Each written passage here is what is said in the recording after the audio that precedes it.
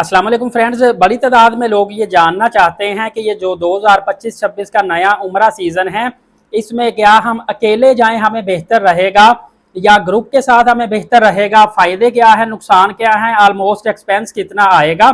ये तमाम तर मालूमात, इसमें कुछ बारीक चीज़ें भी है, वो भी आपको बताऊँगा।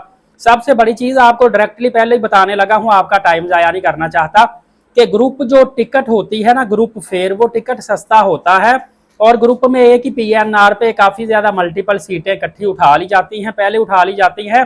और इसमें समझ ले कि ट्रैवल एजेंट को भी बेनिफिट होता है और एंड यूज़र जो उम्रा ज़ायरीन जा रहा है उम्रे पे, उसको भी पैकेज कुछ सस्ता मिल जाता है। लेकिन इसका एक बड़ा नुकसान आपने लाजमी समझना है।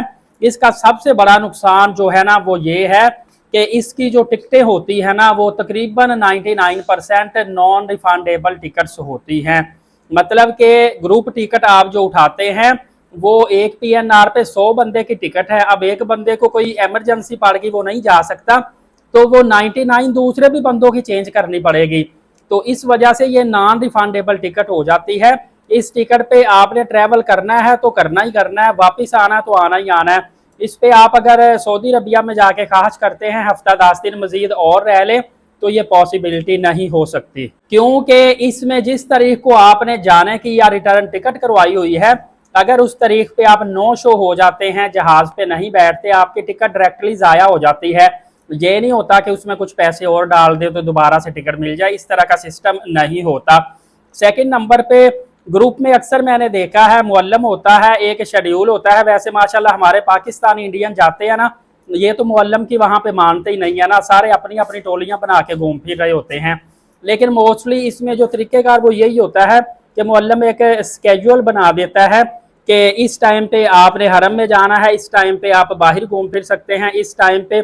इसमें मोस्टली ग्रुपों में ना एक कुक भी होता है, खाना पकाने वाला। हर ग्रुप में नहीं होता, कुछ ग्रुप ऐसे होते हैं जिनका खाना सेपरेट अपना होता है, कुछ ऐसे होते हैं जिसमें खाना भी जो ग्रुप के अंदर शामिल होता है, उसमें टाइम होता है, इस टाइम पे खाना खाना है, इस टाइम पे बाहर जाना है।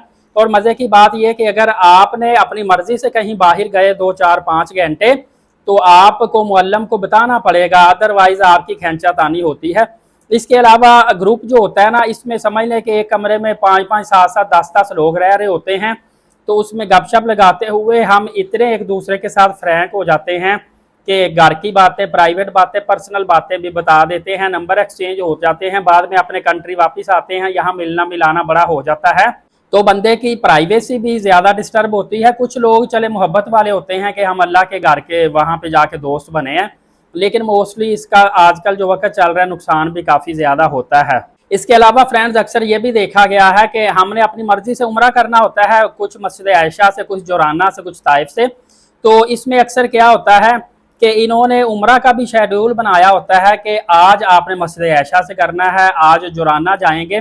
कुछ लोग होते हैं, आप देखिए ज़्यादातर लोग मस्जिद आयशा से उम्रा इसलिए कर लेते हैं कि वो ज़रा फासला थोड़ा सा करीब है, 6 से 8 किलोमीटर बनता है, तो यहाँ से उम्रा करने पे टाइम जो थोड़ा लगता है। अब ताइफ में आप जाएंगे तो तकरीबन आपके आने जाने के, अगर ज़ियारत नहीं भी करते ना, तो तकरीबन आपके 4 घंटे पक्के लग जाते हैं आने जाने पे।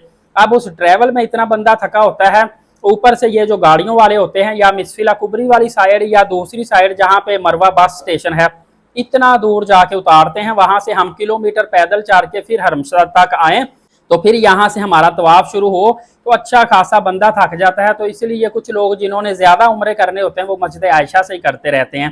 फ्रेंड, अगर आप इंडिविजुअल जाते हैं, उसका ये फ़ायदा है, इंडिविजुअल आप जो टिकट है ना, सबसे बड़ा बेनिफिट, वो आप चेंजेबल भी करवा सकते हैं और कैंसिल भी आपकी टिकट हो सकती है। अगर आपने टिकट चेंज करवानी, उसमें भी थोड़े से पैसे डालेंगे, आपके टिकट की तारीख चेंज हो जाती है। फिर ये है कि अकेला बंदा जाए तो वो थोड़ी सी प्राइवेसी रहती है, अपनी मर्जी से जहाँ मर्जी आना जाना, घूमना फिरना, जहाँ से मर्जी उम्रा करे, जितने बार मर्जी उम्रा करे, तवाफ जब दिल करता है करे, शॉपिंग करे, जो मर्जी करे। फिर इनकी प्राइवेसी डिस्टर्ब नहीं होती, क्योंकि अननोन बंदे अगर शेयरिंग भी रूम लिया उसमें रहते हैं, तो मैंने अक्सर देखा है कुछ लोग किसी से ना ज़्यादा बात करते हैं, बस अपने काम से काम रखते हैं। लेकिन फ्रेंड, मैंने ना अक्सर 2 कैटेगरी के बंदे देखे हुए हैं। एक वो बंदे देखे हैं जो पसंद करते हैं कि हम अकेले ही सफ़र करें, क्योंकि अगर हम 2-4 लोगों को लेके सफ़र करेंगे तो कुछ औरतें भी होती हैं जो अगर ग्रुप में सफ़र करें आपस में, इधर मोहल्लेदार बड़ी अच्छी दोस्त होती हैं, वहाँ पे जाके लड़ाइयाँ करके एक दूसरे से मुंह बना के वापस आ जाती हैं।